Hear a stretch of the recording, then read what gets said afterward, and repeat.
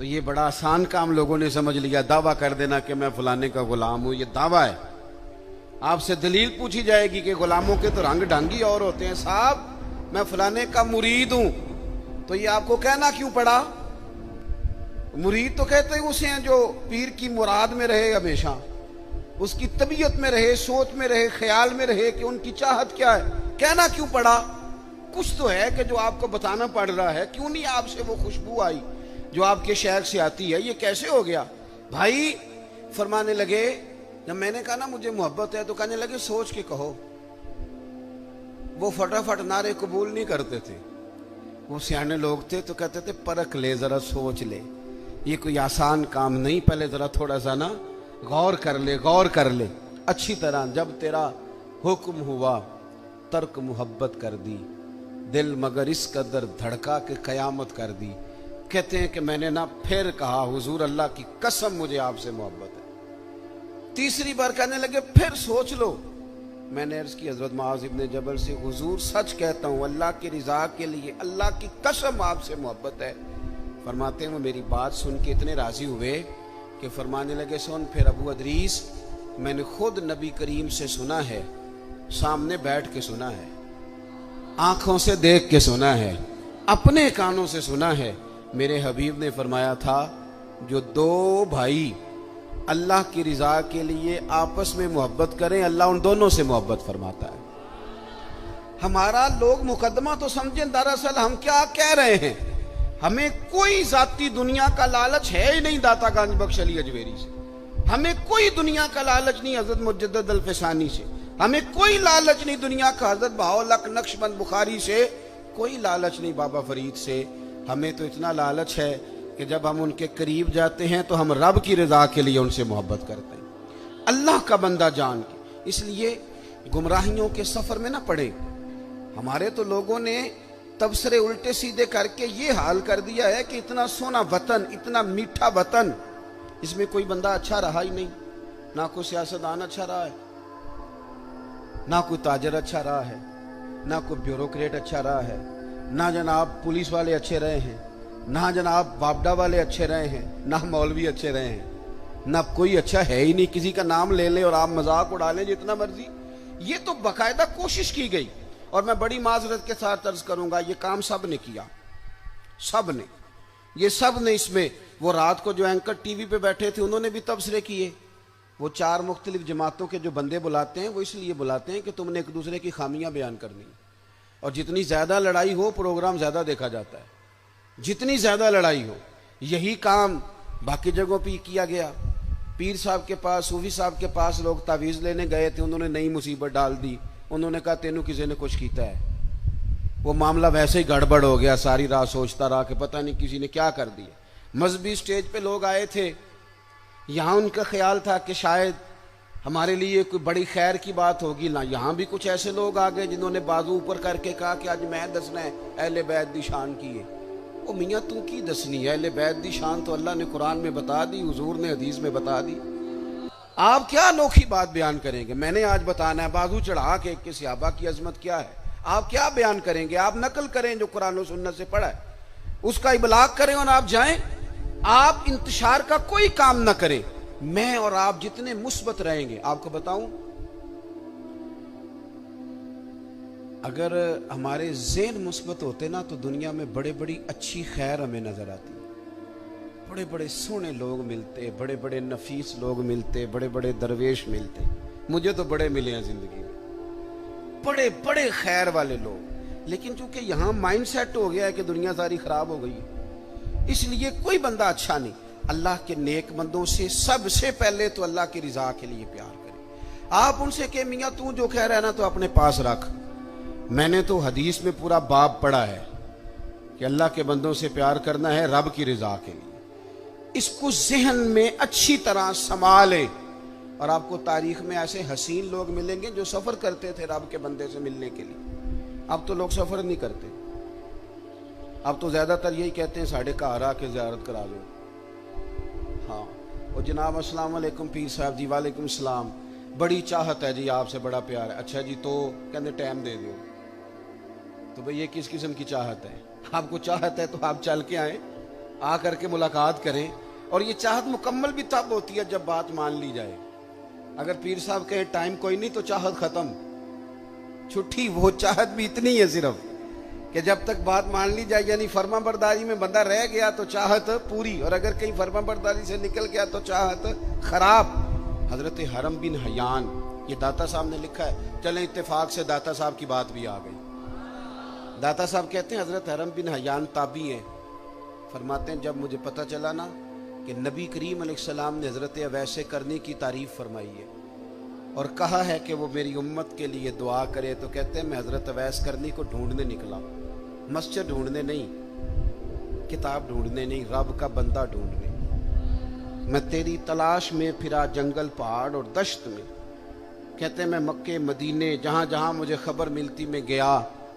जहां जाता लोग कहते यार वो तो बड़ा दीवाना आदमी है। ये दाता साहब ने लफ्ज लिखे हैं। दाता साहब कहते हैं हजरत अवैस करनी का हाल ये था कि जब लोग हंसते थे तो वो रोते थे, और जब लोग रोते थे तो वो हंसते थे। असी किसे दे कुछ नहीं जे लगदे ते ना कोई साडा दर्दी। कोई जरूरी है कि जिस तरह दुनिया चलाए वैसे चलना है?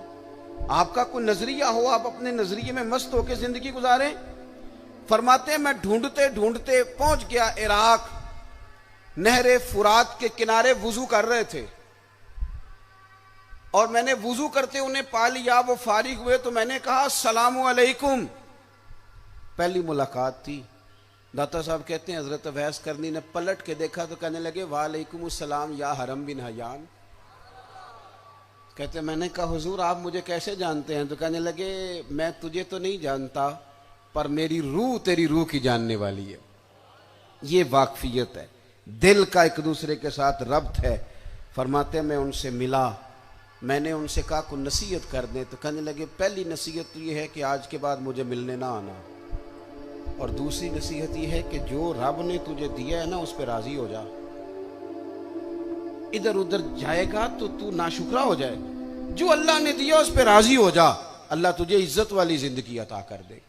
अल्लाह के बंदों से फकत अल्लाह की रिजा के लिए, रब की रिजा के लिए प्यार करें। दूसरी बात, हमारे ये जो सूफियात थे ना, औलियात थे, ये नजरियाती लोग थे, फिक्री लोग थे।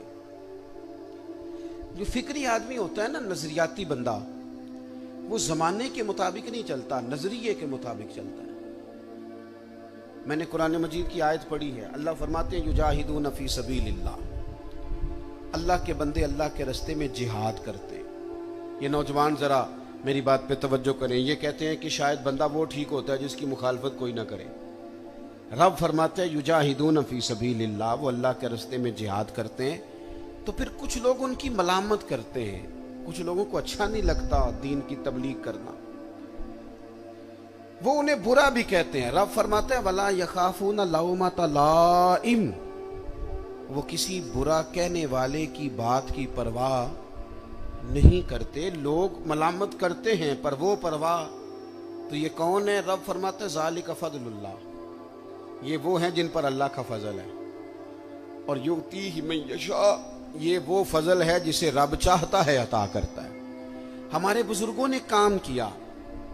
लोगों को चूंकि असल में ना नजरियाती होना काम बड़ा मुश्किल है। नजरियाती किसे कहते हैं? मैं आपकी और अपनी समझ के मुताबिक एक बात अर्ज करता हूँ। बंदा पीर साहब के पास गया, उसने कहा हजरत साहब मैंने सारे डॉक्टरों से मुलाकात कर ली है, रिपोर्टें ठीक हैं, हकीम सारे मैंने चेक कर लिए हैं, मामला ठीक हैं, दम दुरूज तवीज़ दरबार आस्ताना हर जगह हो आया हूं पर मेरे घर औलाद नहीं होती। अब आपको कामिल पीर समझ के आया हूं, आप कोई तवीज करें कि काम हो जाए। ये अच्छी बात है, अल्लाह के बंदे को दुआ करनी चाहिए, पर नजरिया क्या है? नजरिया ये है कि रब का बंदा उसे कायल करे कि अगर अल्लाह का तेरे बारे में फैसला ये है ना कि तेरे घर में औलाद नहीं होनी चाहिए, तो फिर तू रब के फैसले पे राजी रहे। ये नजरिया है। ये लोग नजरियाती थे, ये लोगों को कायल करते थे कि नजरियाती मुसलमान बनो, फिक्री। अगर अल्लाह चाहता है मैं बीमार रहूं तो ठीक है, फिर जिस हाल में रब राजी उस हाल में रब का बंदा राजी। अगर अल्लाह चाहता है मेरा उरूज ना हो मेरा उरूज, मुझे थोड़े लोग जाने, तो जिस हाल में रब रखे मुझे उस हाल में रहना चाहिए। मैं आपको अपने समेत ढेरों लोगों की ऐसी बात बता सकता हूं जिनमें जाती कोई कमाल नहीं। वो अपनी खूबियां तलाश करते हैं तो सिवाय सिफर के कुछ हाथ नहीं आता, लेकिन पता नहीं रब क्या काम लेना चाहता है, वो खुद ही निजाम बनाता है, ले लेता है। तो जिंदगी में नजरियात, हमारे बुजुर्ग नजरियाती थे, अकीदे पक्के थे उनके, कच्ची पक्की बातें नहीं। एक बात दाता साहब की सुने पहले। दाता अली अजवेरी कहते हैं कि एक ना मलंग बाजार में सौदा लेने आया, और उन दिनों आया जब कहत पड़ा हुआ था, महंगाई बड़े उरूज पे हो जाए तो सारे लोग नहीं परेशान हो जाते। कहत पड़ गया। चलें महंगाई वाली मिसाल शायद ज़्यादा ठीक ना हो, चूँकि अमीर लोगों को महंगाई परेशान नहीं करती, ये नहीं देते, कोई और मिसाल देते। जिस तरह लॉकडाउन में नहीं लोग परेशान होते। अब मेरा ख्याल है समझ आ गया मसला आपको आसानी से। ये मिसाल दे रहा हूँ मैं, तिलकल अमसाल नदरिबुहा लिन्नास। दाता साहब कहते कहत था, बारिश नहीं हो रही थी, जानवर भूखों मर रहे थे, हर बंदा परेशान था। ये देखें हमारे बुजुर्ग तरबियत किस तरह करते हैं। फरमाते हैं एक दरवेश मलंग गुलाम सौदे वाला थैला लेके ना तो बाजार में हंसता खेलता अटकेलियां करता पहुंचा, बड़ा हंस हंस के सामान खरीदा, कंधे पे रखा, और उसी मस्ती में लौटने लगा। तो सारे परेशान हो तो एक बंदा हंसे तो बाजू का लोग चिढ़ भी जाते। कहते कुछ लोगों को गुस्सा आया, कहने लगे सारी दुनिया जो परेशान है, तुझे किस बात की खुशियां चढ़ी हुई हैं? वो कहने लगा तुम होगे परेशान, मैं जिस सेठ साहब का नौकर हूं ना, जिस आका का मैं गुलाम हूं, उसने टाइम पे ही गंदम जमा कर ली थी, उसके बड़ोले खजाने भरे हुए, लिहाजा हम बड़े खुश हैं। दाता साहब अकीदा मजबूत करते हैं, नजरिया देते हैं। दाता साहब फरमाते हैं लोगों, जितना उस गुलाम को अपने सेठ के, अपने आका के खजानों पे यकीन था ना, अगर इतना ही तुझे और मुझे रब के खजानों पे यकीन हो जाए ना, तो फिर हर रोज सवेरे उठ के हम गुर्बत का रोना ना रोएं, फिर हर रोज सुबह उठ के हम ये ना कहें कि ओहो इस मुल्क का कुछ नहीं बन सकता, यहाँ तो सब लोग धोखेबाज, फिर हर वक्त मायूसी की गुफ्तगू ना करें। नजरियाती अगर हो जाए, आला हजरत फाजिल बरेलवी ने क्या किया, नजरिया ही तो मजबूत किया। लोग कच्ची पक्की बातें करने लग गए थे। कोई कहता था कि इतना इल्म हुजूर को है तो इतना नहीं है, कोई कहता था जनाब इख्तियारात इतने अल्लाह ने दिए हैं तो इतने नहीं दिए। आला हज़रत बरेलवी के ज़माने में कोई कहता था कि पता नहीं हुजूर कब्र नूर में हयात हैं माज़ अल्लाह के नहीं है।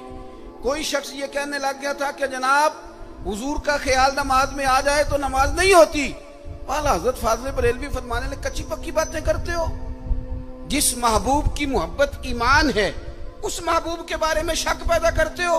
आप फरमाने लगे तुम कहते हो रब ने इख्तियार दिया कि नहीं, और दिया तो कितना दिया।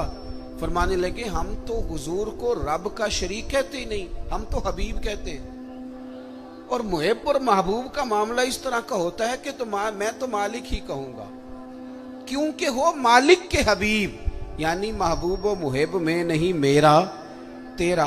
फिर आप फरमाने लगे ये कैसी बेवकूफों वाली बात है कि नमाज में हुजूर का ख्याल आ जाए तो नमाज, कितनी वैसे कितनी आप सादे अंदाज में भी अगर समझे तो अजीब बात नहीं। आप जरा दुआ पढ़िए जो नमाज में इख्तिताम में अक्सर वही दुआ पढ़ी जाती है, वो पढ़िए रब्बना अग़फ़िरली। क्या तर्जुमा इसका आता है? आपको आता है? मैं कुछ नहीं कहूँगा, सुना दें आप। आता है पर मेरे सुन्नी दा एडा ही मसला है, कोई गल आउंदी भी होवे तां भी नहीं दसदा, आंदा मैं एडा पढ़िया ही नहीं, इससे आगे नहीं जाता। रब्बना अग़फ़िरली क्या तर्जुमा है? या अल्लाह मुझे माफ़ फरमा और मेरे। तो आपको तो नमाज में अब्बा जी का भी ख्याल आ रहा है, टूट गई रह गई, अम्मा का भी ख्याल आ रहा है, टूट गई कि रह गई। अजीब नादान बात है ना। ओ खुदा के बंदो, नमाज में तो यहूदी ईसाई की बात भी आती है, गैरिल मग़दूबि अलैहिम वलद्दालीन की तफसीर पढ़ो ना, यहाँ से मुराद यहूदी और ईसाई लिखे हैं मुफस्सिरीन। तो काफिर का ख्याल भी आ रहा है। और आप जब कुफार के मुतल्लक आयात पढ़ेंगे तब्बत यदा अबी लहबिन व तब, ये क्या तमाशा हुआ, कितनी घिनौनी साजिश, इतनी गलत बात कि जी फलाने का ख्याल आ जाए तो ठीक है। और फिर अजीब बात करते कहते जी हुजूर का जरा ताजीम के साथ आता है तो अब्बा जी का बेअदबी के साथ आता है, अम्मा का बेअदबी के साथ ख्याल आता है। आला हज़रत फाज़िल बरेलवी फरमाते हैं तुम्हें गलत फहमी हो गई है, तुम तो नमाज में दरूद ना पढ़ो तो नमाज नहीं होती। ओ खुदा के बंदो, अल्लाहुम्मा सल्ली अला मुहम्मदिन व अला आले मुहम्मद, तुम कहते हो हुजूर का ख्याल आ जाए तो नमाज नहीं होती। हमारा ख्याल है कि ख्याल ना आए तो नमाज नहीं होती।